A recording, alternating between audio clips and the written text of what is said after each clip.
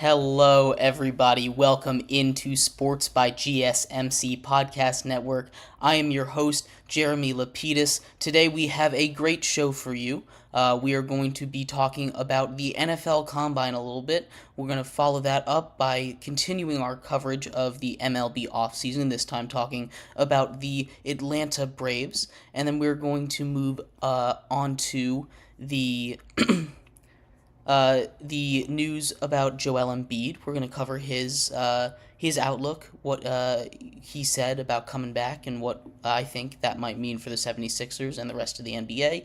And we're going to finish off our show with a little bit of March Madness coverage. It is March 1st, after all, so we are celebrating March Madness month by talking a little bit about the bubble teams.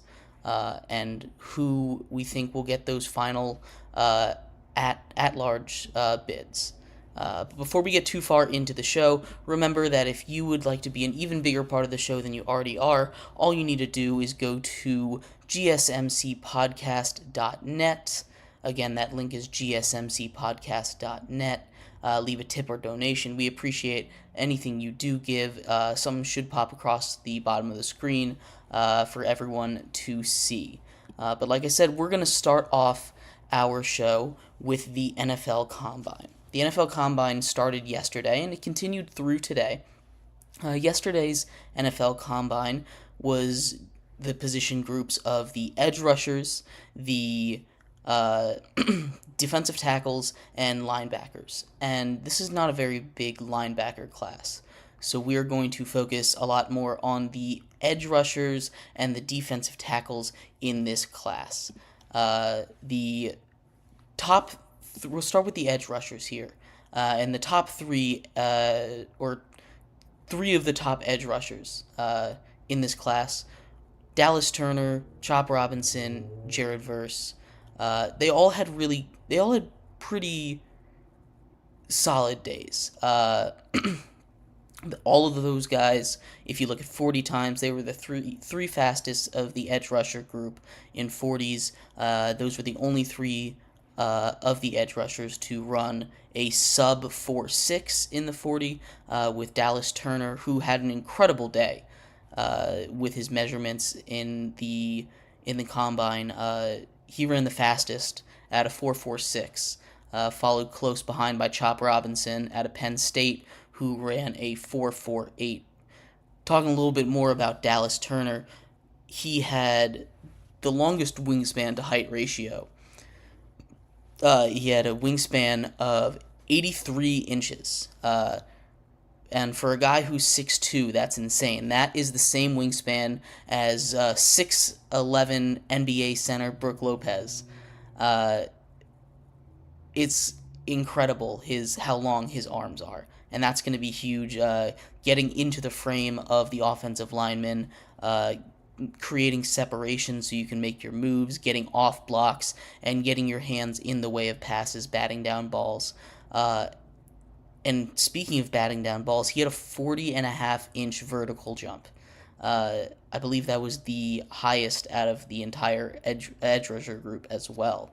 But no, he had an incredible combine, and he solidified himself as the top of that class out of Alabama. He already was at the top of the edge rusher class to begin, but putting up those numbers at the combine only really solidified his spot above some of these other guys, like a Chop Robinson, who ran the second fastest 40, but when we're talking about measurements, that wingspan, he was the opposite of Dallas Turner. He is a little taller, 6'4", but he had a shorter wingspan. He had one of the shortest wingspans. He did measure great in quickness, speed drills, those cone drills, the ability to get off the ball, get separation. If you watch him play, what he's really, really good at, and why he is a top pick, is going around the outside, being quick around the edge, those speed rushes, getting low. So we kind of expected this by watching his tape. He's not very good when he gets locked up, when he's in the frame of the offensive lineman that he's going against. But his quickness is something to watch out for near the end of the first round for Chop Robinson.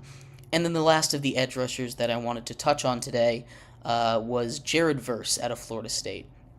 Again, he was the third of the group that ran a sub 4.6. He didn't participate. Nothing was too special with him. He kind of just did everything he was supposed to do. We would talk a lot about weight, wingspan, height. All of his measurements were up by just a little bit, so some good news there for him. He didn't really do anything insane like Dallas Turner was doing, but Jared Verse, his stock probably went up just a little bit. So those were the major takeaways from the edge rusher position. The defensive tackles, there were a couple that I was looking at. Byron Murphy, again, looking at the measurements, he was a little undersized. He did everything he was supposed to do. He did everything pretty solid. He didn't stand, and nothing really stood out with him. He was a little undersized, so some people, that was already a concern for him. But the way that he's built, it's not that much of a surprise. But if you're going to hear a little coverage about Byron Murphy, who's one of the top defensive tackles in the class, that might be something that they talk about with him being a little undersized. But that hasn't stopped defensive tackles from being incredible in the past. Aaron Donald was called undersized, and that's not to compare Byron Murphy to Aaron Donald, but you don't have to be a typical size to be one of the best. So I don't think that's too huge of a knock. But speaking of size, T'Vondre Sweat, defensive tackle, he weighed in at 366 pounds. 6'4", 366. That measurement of 366 puts him in the top 5 of heaviest players ever recorded at the Combine in history. In the history of the Combine. Top 5 heaviest player. That man is a beast. He didn't participate in any of the drills. I would have loved to seen T'Vondre Sweat run a 40, seeing how fast that he can actually get going there. Because it was a really fast track for a lot of people. A lot of people had really fast 40 times. But he didn't end up running the 40. But his measurements were insane. 366, 6'4", again, top 5 heaviest player ever. I'm excited to see what he can do. He's going to be a force on the inside. It's tough to move a man that's 366 pounds. And then the last of the defensive tackles that I wanted to cover before we move on to today, Jerzon Newton, or Johnny Newton, he didn't participate in any drills. He did get measured. There wasn't anything incredible with him, but he didn't end up participating in drills. So that might make his draft stock fall a little bit. We'll obviously have to wait until the pro day for him when he will do all his workouts and stuff. But moving on to day 2, I talked a little bit about this the other day. The position that I'm most excited to watch in the Combine is going to be the cornerbacks, because there's a lot of top cornerbacks that need to get a little bit of separation from each other. You look at some of the guys that I had in my first round mock, Teron Armstead, Cooper DeJean, Kenyon Mitchell, Kool-Aid McKinstry, Nate Wiggins, and Ennis Rakestraw Jr., I wanted to see what they could do at the Combine. Now, Cooper DeJean and Kool-Aid McKinstry are both not participating today because of injuries. McKinstry had a fractured foot that was found by the medical examinations earlier this week in the Combine, and Cooper DeJean has a broken leg, so he is not participating. But we did see some stuff from those cornerbacks today. We're looking at a guy, some news, again, more injuries with it, which is unfortunate. Nate Wiggins, after he ran a 4.2940, so really, really good 40 time, he pulled up with a groin injury. It reportedly isn't that bad. He's not going to do any more drills, but he is supposed to make a full recovery. He was icing it last I saw and was trying to figure out whether or not he could go back. It doesn't seem like he is coming back. But a 4.2940, a nice showing for Nate Wiggins, who is a fringe round one guy. I have him going in the first round. There's a lot of corners that are kind of in his kind of zone, I guess, for the prospects. So he kind of needed to have a nice showing. He did well before he got hurt, so that's good for him. But keep an eye out on those DBs. We'll go over some more combine results on Monday when we do our show then. But the rest of the combine finishes up this weekend, and like I said, we will go over all the results, all the major risers, the fallers, and what that means for the rest of the NFL draft stock. But yeah, DBs and tight ends are today, so go check that out if you are trying to get the edge on some draft coverage. But in our next segment coming up, we're going to be moving into the MLB. We're going to be talking about the Atlanta Braves, continuing our offseason files series. This time, talking about the Braves, like I said, breaking down their offseason, what they're going to do in 2024. Before we do, I have a comment here from Crazy Dude. Most overrated part of the combine is probably the 40, honestly. Like, we put a lot of stock into it because we love to see people go fast. But I think it's the most overrated part of the combine. There's a lot of things with the combine that are overrated, and a lot of things you can say, well, does it really matter? But the 40 gets the most attention, and while speed does kill, it is a little overrated. There's a lot of people like John Ross got a first round pick because he ran fast, and that's it. So you can put stock into a lot of things in the combine, but a lot of it is overrated. But yeah. Stick around through this next break. We're moving into baseball. Thank you so much for watching. Ooh. I feel like I'm losing my mind. Is everybody in the world blind? Please, Lord, give me a sign, a sign. I feel like I'm losing my mind. Is everybody in the world blind? Please, Lord, give me a sign, a sign. I wanna be the greatest. Everybody on the fake shit. I look around and feel like everybody is the fakest. I make this every day and I'm impatient, hoping one day I blow up from the basement. Statement, the top is so vacant. I don't hear shit that I think is amazing. Waiting for my day when I'm playing. Sold out shows for 1,000 faces. Hey, give me that crown. Get in my way and to be put down. It ain't your place, all this my sound. If I want that shit, then I'll get it right now. I'm losing it, the news it fits. I'm losing shit, a stupid myth. You choose to live or choose to dip. You choose to fight or lose your grip and lose a gift. Oh, I feel like I'm losing my mind. Is everybody in the world blind? Please, Lord, give me a sign, a sign. I feel like I'm losing my mind. Is everybody in the world blind?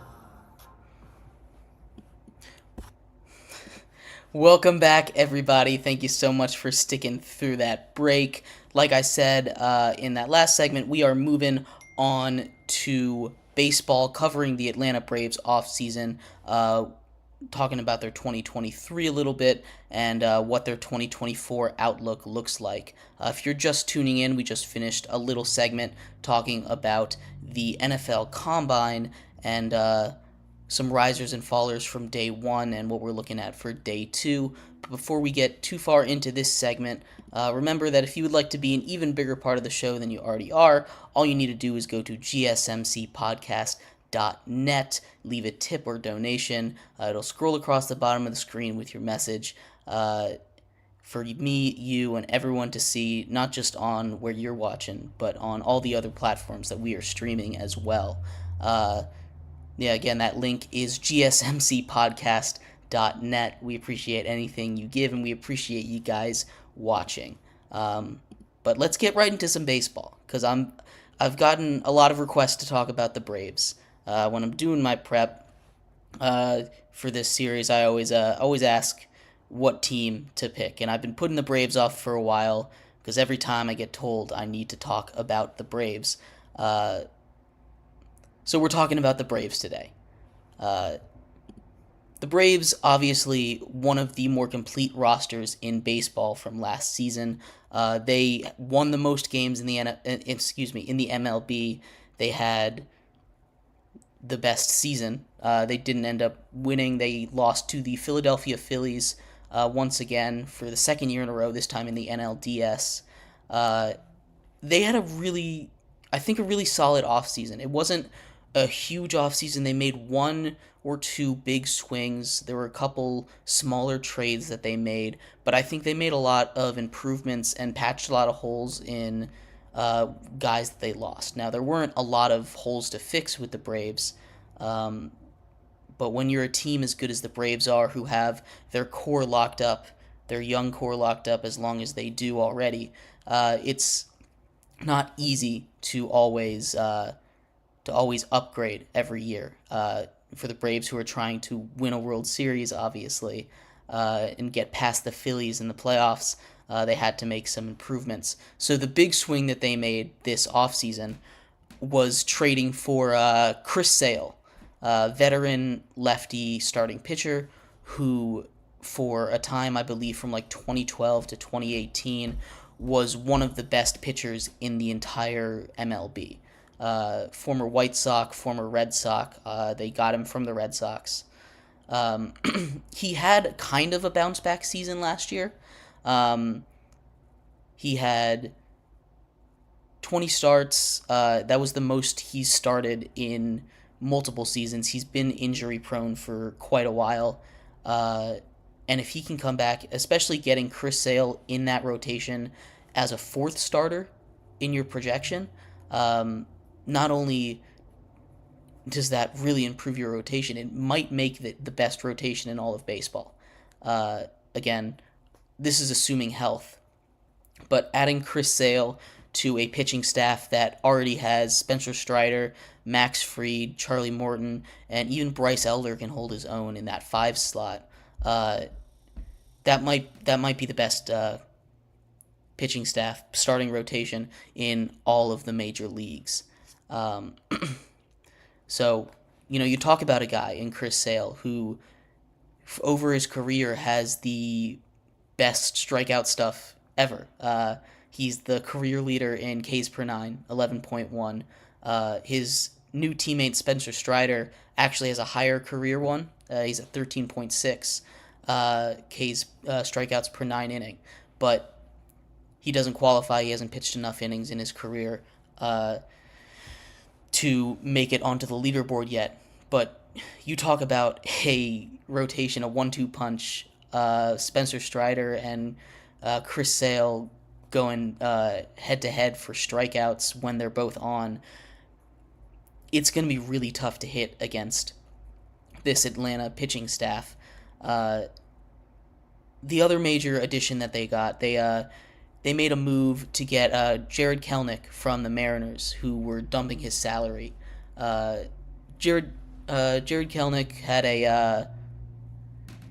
he had a good season after. I won't say he had a much better season, I would say, in 2023, after really a disappointing start to his career from the prospect hype that he had when he first got called up in Seattle. He's going to come in and help patch that hole that losing Eddie Rosario had, who I think might be a bigger loss than a lot of Braves fans think.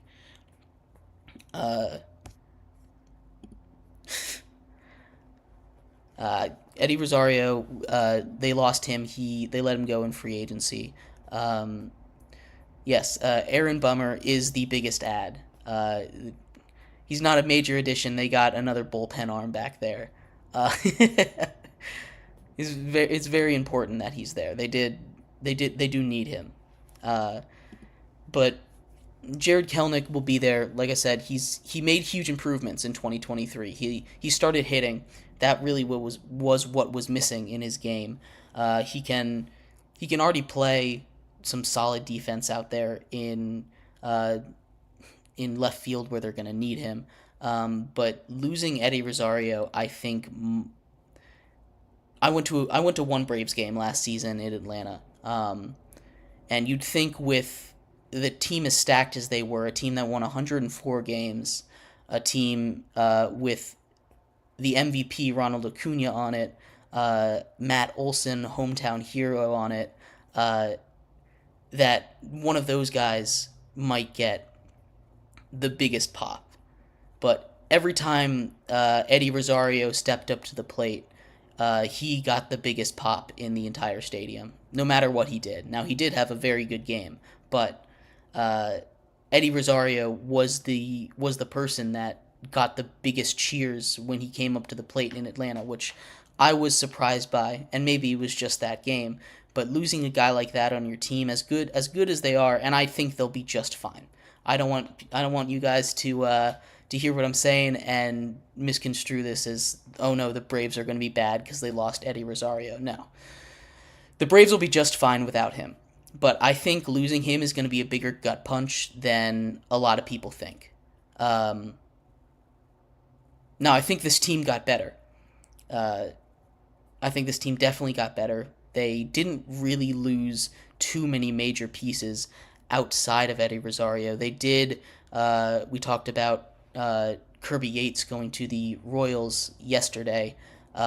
He was a back-end reliever. But they did bring in Reynaldo Lopez and and a couple other pieces to help replace that. And they already have some great back-end bullpens. Kirby Yates wasn't closing for them last season, or even the eighth-inning guy. So I think they'll be just fine. The Atlanta Braves, like we said, coming off the best season in the MLB, winning the most games. I'm not sure if they'll be the best team in the MLB again, but I do think that they'll win 100 games again. They'll be competing with the Dodgers for the 1 seed. The Dodgers, who added Shohei Ohtani and a whole bunch of others, really improved their team. So I think that they'll win that. I think they'll win the NL East pretty easily. The real question for the Braves isn't whether or not they'll make the playoffs. The real question for the Braves is if they face the Phillies again in the playoffs, can they get past them? Can they get over the hump and make a run to the World Series or to the Championship Series? And that's not really a question that can be answered right now. I think the Braves are definitely a top 3 roster in the entire MLB, probably top 2, only behind the Dodgers, I think. But baseball is a crazy sport. They are absolutely going to be World Series contenders, and strong ones at that, in 2024. But I'm not sure if they're going to win the big one. I think they're my World Series favorites, and I keep getting in trouble for saying that. As a Nats fan, I hate saying that. But I think the Braves are World Series favorites this year. I know the Dodgers went out and got Shohei Ohtani, but he's not pitching, and they don't really need him to pitch. But I think the next, not this year, but next year, is when the Dodgers will start winning World Series again. But I think the Braves are my pick to win the World Series this year. I'd love to hear your guys' thoughts about the Braves, what they did in the offseason, some other moves that they made, what you think their 2024 is going to look like, and any other thoughts you had on them. But yeah, in our next segment, we are going to move into some NBA basketball talk.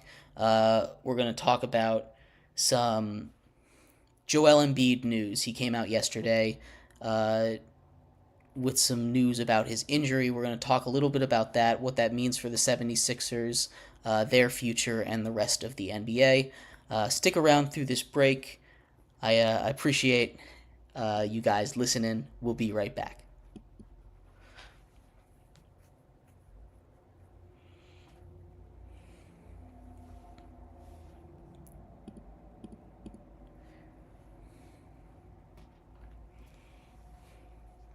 For the best and latest podcasts available anywhere, go to the podcast app on your cell phone and type in GSMC to access free content-rich podcasts on health and wellness, book reviews, sports, entertainment, relationships, social media, movies, technology, finance, and even weird news. Subscribe and download the GSMC Podcast Network's family of shows, available everywhere podcasts are found.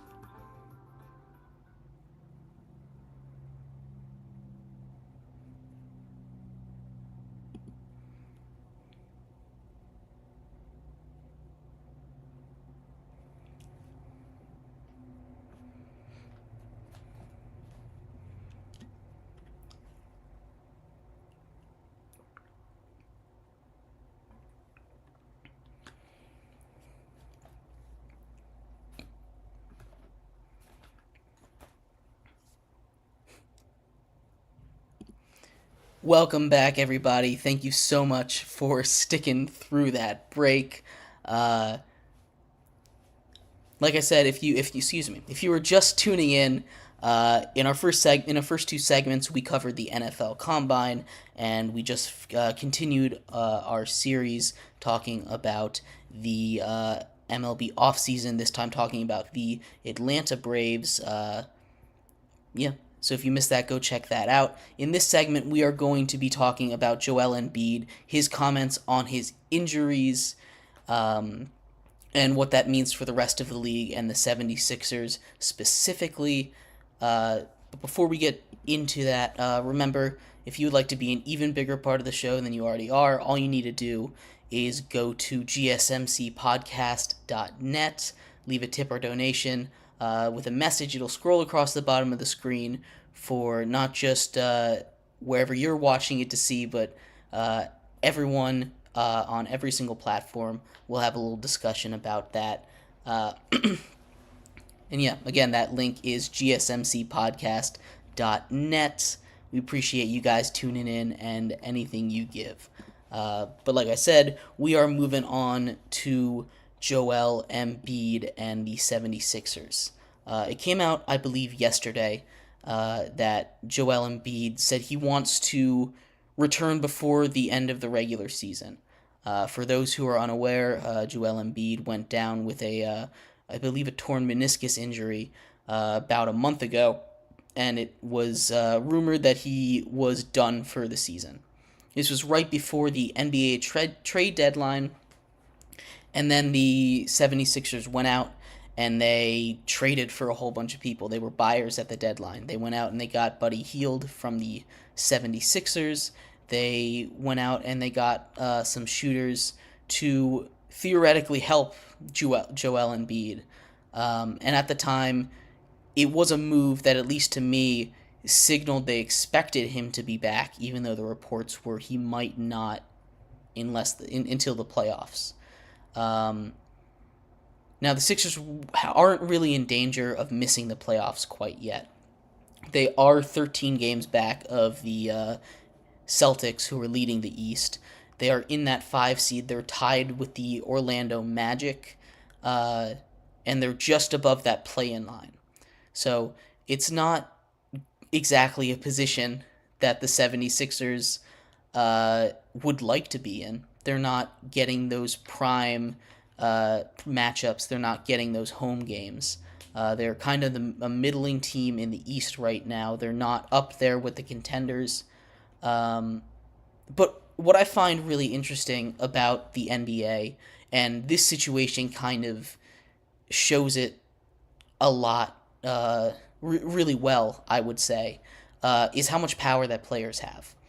The NBA, not that I think this is the reason that Joel Embiid said that he wants to come back, but the NBA put in a rule saying you can't win any awards or be voted to any All NBA teams unless you play 65 games. And I think at this point Joel Embiid has missed that cutoff, so that doesn't matter. But the fact that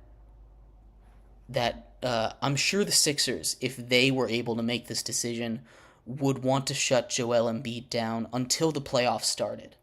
Joel Embiid said he wants to come back before the regular season ends. And that's probably what's going to happen. With it's really interesting in the NBA and almost any other sport.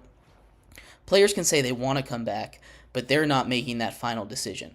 Even a player as important as Aaron Rodgers in the NFL, he said, "I guarantee I'm coming back." He didn't get to make that decision. Sure, the Jets cleared him, but he wasn't coming back. The Jets cleared him for so that he could practice with the team again. He wasn't coming back in the season. Players don't have that kind of power in any other sport other than the NBA.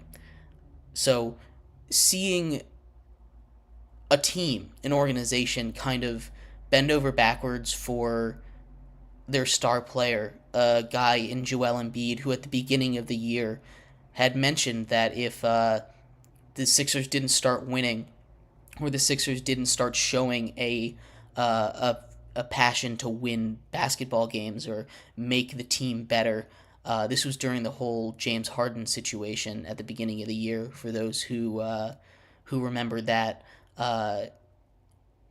he wouldn't re-sign. I believe his contract is up in 2 years. He wouldn't come back. And if the Sixers lose Joel Embiid, they're not a playoff team. So they're doing just about anything that he wants them to do. So at this point, if Joel Embiid says I'm playing, he's playing. If he says I'm not playing, he's not playing. And it's a really interesting situation to watch, because it's not just the Joel Embiid and the Sixers that are in this kind of song and dance of the player just doing whatever he wants and the team being okay with it. It really is one of those. It's one of those things you see with most star players in the NBA. We talk about how big of a problem rest is in the NBA. We talk about how big of an issue it has become, and how regular season games are kind of becoming unwatchable a little bit. And it's because, if the teams had their way, their star players would play in every game. But they understand load management. These players need to be healthy for the playoffs. It's not just about these guys playing every single night in the regular season, because these games just frankly don't matter as much. So the organizations, I'm sure, agree with a lot of it. But when it comes to coming back from injury, I'm sure there's a lot of times when they agree or disagree with these players, either to come back sooner or come back later. And I think in Joel Embiid's situation, a situation where he has had this really extensive injury history, especially for a guy that size. I mean, they always have knee issues, and he's had a fair share of them. I can't remember the last time he was healthy in the postseason. And I think this is one of the weaker Sixer teams of recent memory. Now, they have had to play a lot of time without Joel Embiid. They have had to play a lot of time without their big star, which definitely contributes to them being a middling team. They're better than a lot of teams in the East. That's not that hard to do, though, when you're playing against teams like the Pistons and the Wizards in your conference. So it's a really interesting situation. Me personally, the Sixers aren't going to miss the playoffs. And if I was the head coach, GM, president of the 76ers, I wouldn't I would want Joel Embiid healthy for the playoffs, and that's the only thing that would matter to me. I don't care personally if I'm in charge of the 76ers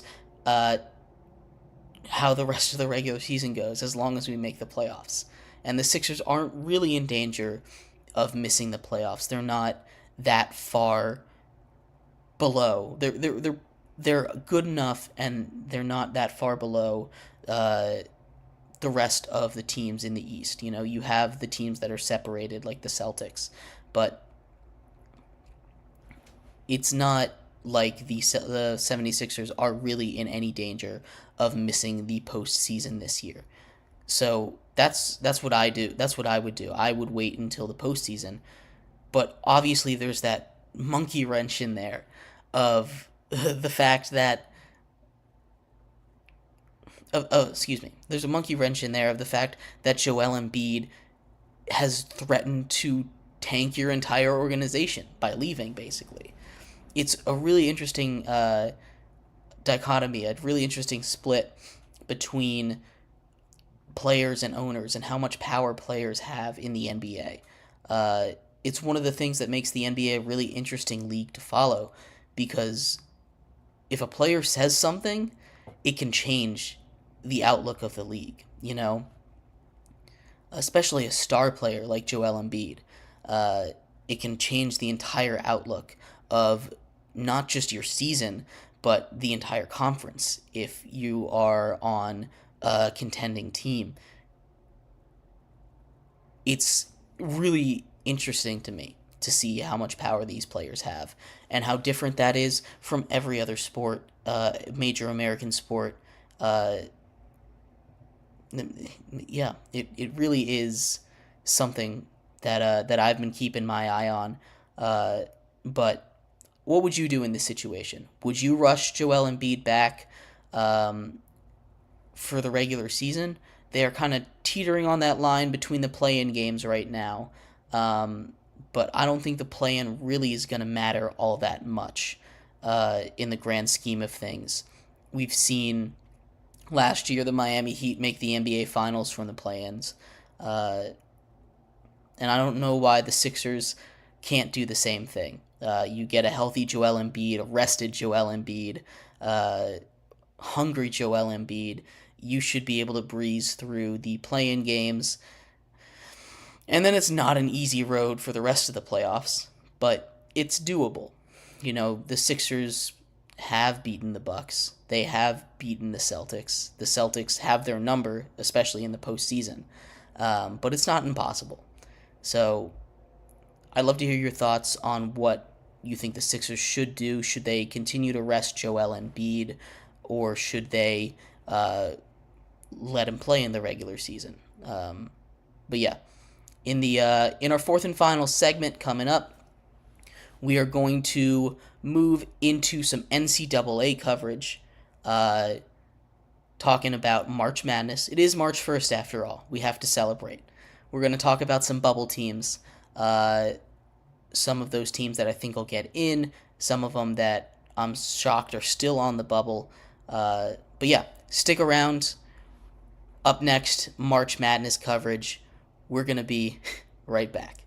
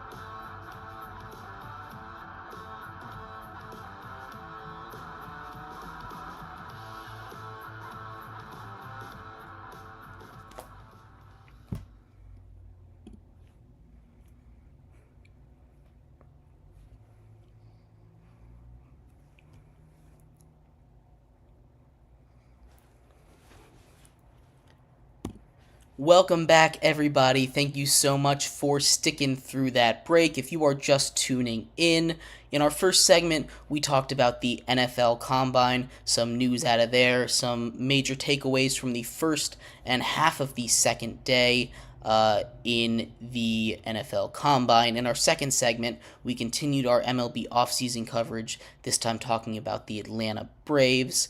And we just finished talking about the NBA, the state of it with how much power players have, specifically surrounding Joel Embiid and the 76ers. Today, to finish off our show, since it is March 1st, we have to get into the March Madness season.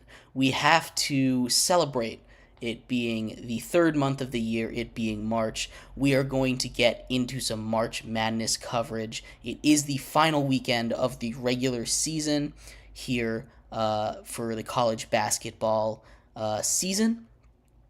So we're going to talk about some bracketology, some bubble teams heading into conference championship season. The conference championship tournaments. But before we get too far into this segment, remember that if you would like to be an even bigger part of the show than you already are, all you need to do is go to GSMCpodcast.net, leave a donation. I believe your comment will scroll across the screen. Again, that link is gsmcpodcast.net. Of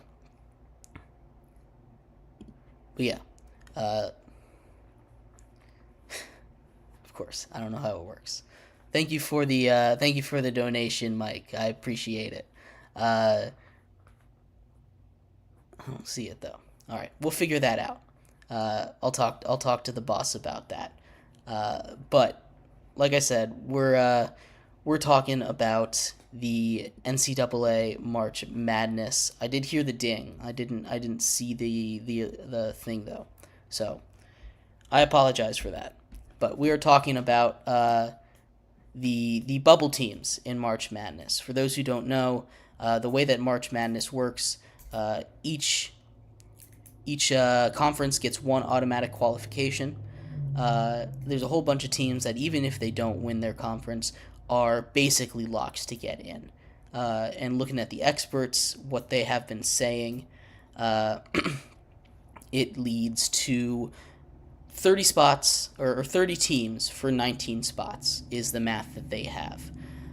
They have some ranked above others, and there's a lot of complicated math that goes into bracketology, a lot of comparisons for stuff that it's tough because there's 363 teams, I believe, in the NCAA, and they don't all play each other. That would be a ridiculously long season, and it's impossible for everyone to go head-to-head and even make that fair. So we're talking about trying to compare the resumes of teams. It's not an easy thing to do. They've come out with more stuff recently, KenPom and net rankings is something that we like to look at. But going through some of these bubble teams, we are going to start with the teams that they say should be in. And I have a question on one of them. Oklahoma, TCU, Texas, all have really strong resumes. They're all basically in. FAU has kind of slipped a little bit. Florida Atlantic University is expected to be in just fine. They started off the season really strong, lost a couple close games. But my big question for this tier, which I'll run through the entire thing real quick. There's 12 of them. Oklahoma, TCU, Texas from the Big 12, from the Big 10, Michigan State, Northwestern, Nebraska, Mississippi State from the SEC, FAU, Boise State, Colorado State, Nevada, and Gonzaga from the mid-majors. Michigan State is my big question there, because they started the season off at number 4, And for those of you who don't remember, they lost that first game to my James Madison Dukes, who are also on the bubble here, and we'll get to them in a little bit. But not only do they have that loss on their resume, but they have two straight losses. One of them on a wild buzzer beater. But they just haven't looked like that strong of a team.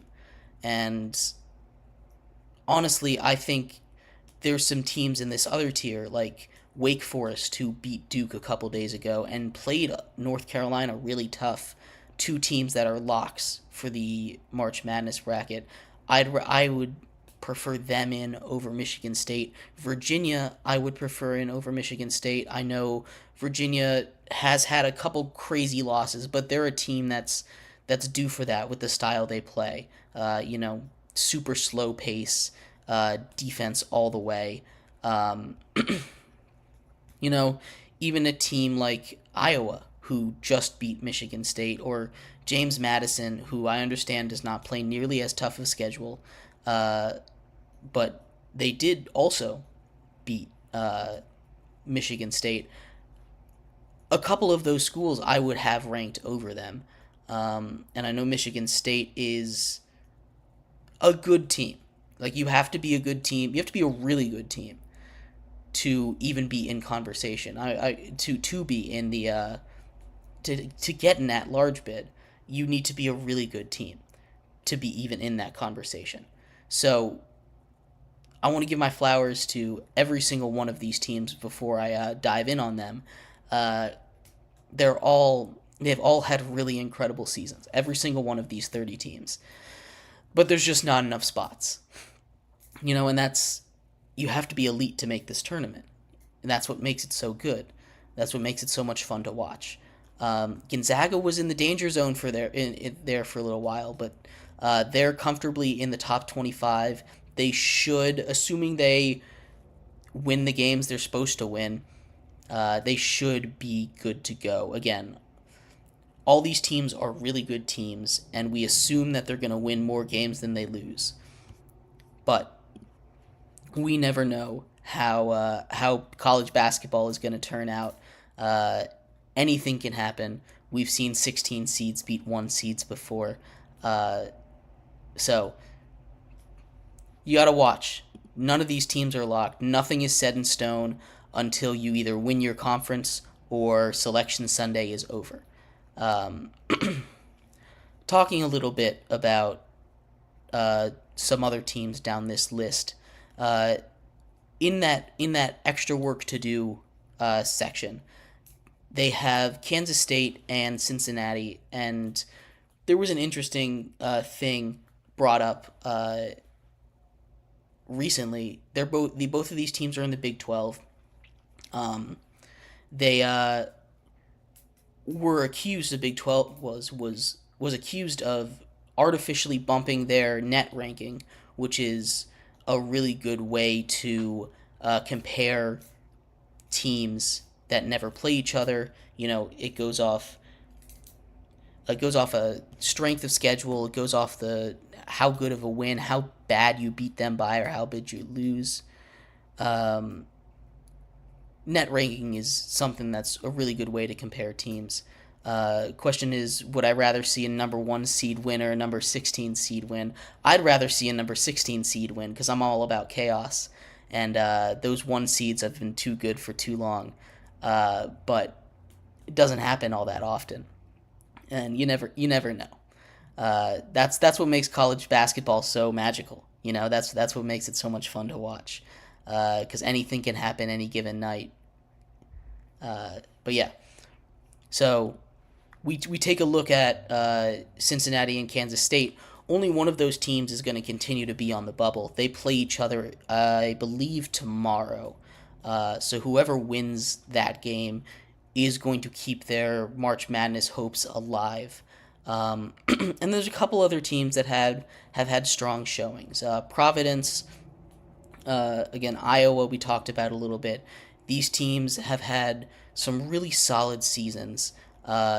Providence coming off a really good year last year, where they, I believe, were a top 4 seed.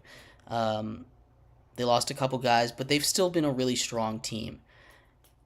And then going down to James Madison a little bit. A team that has the most wins in the NCAA and is still on the bubble because they play in a weak conference. The Sun Belt is not a very strong conference. It hasn't sent an at-large bid to the NCAA tournament since 2013, when they sent Middle Tennessee State University, who is no longer in the conference.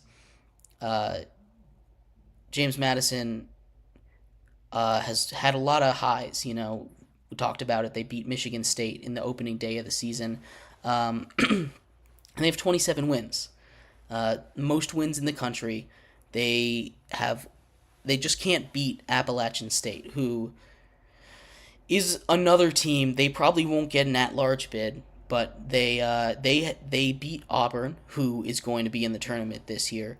And they also are another really good team. I think both of those teams are deserving of talking about making a tournament run, or maybe even both of them being in the tournament.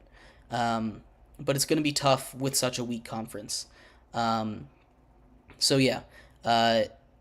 My bubble, it's really tough because we still have a couple games left in the season to play. We still have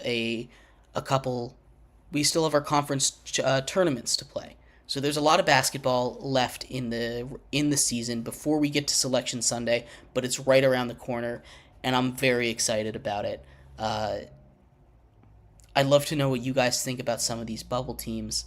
If you think some of them should be higher than others.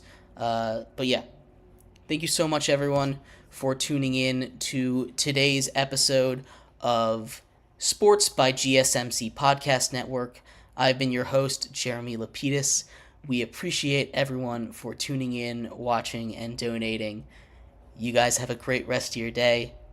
Have a great weekend, and we will see you on Monday. Bye-bye. Let's go. I wake up to a little bit of drool on my pillow, feel like it's gonna be a bad day. Yeah, I'm tired of shit, and the coffee ain't hit yet, damn, ain't that great.